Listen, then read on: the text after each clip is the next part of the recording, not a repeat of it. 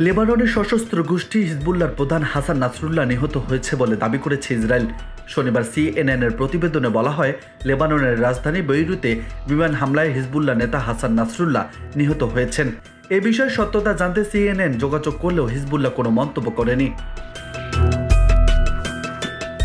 ইসরায়েলের প্রতিরক্ষা বাহিনী জানিয়েছে হিজবুল্লাহ নেতা হাসান নাসরুল্লাহ নিহত হয়েছেন। বাহিনীর বিবৃতিতে বলা হয়েছে, হাসান নাসরুল্লাহ আর বিশ্বে সন্ত্রাস করতে সক্ষম হবে না। বিবৃতিতে আরও বলা হয়েছে, হাসান নাসরুল্লাহ ছাড়াও নিহত হয়েছেন হিজবুল্লাহর দক্ষিণ ফ্রন্টের কমান্ডার।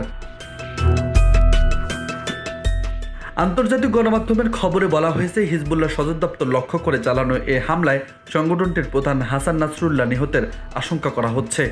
শুক্রবারের ব্যাপক বোমা হামলার পর নাসরুল্লাহর ভাগ্য সম্পর্কে তাৎক্ষণিক কোনো নিশ্চিত তথ্য পাওয়া যায়নি। তবে হিজবুল্লাহর ঘনিষ্ঠ একটি সূত্র রয়টার্সকে জানিয়েছে, হিজবুল্লাহ প্রধান বেঁচে আছে এবং ভালো আছেন। এদিকে ইসরায়েলের একজন সিনিয়র কর্মকর্তা বলছেন, হিজবুল্লাহর শীর্ষ কমান্ডারদের লক্ষ্যবস্তু করা হয়েছিল।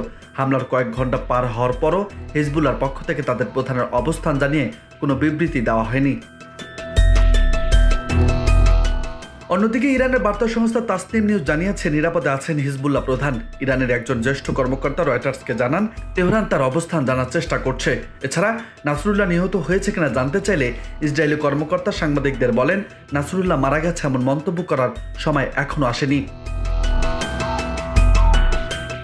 নিউজ ডেস্ক, বার্তা 24।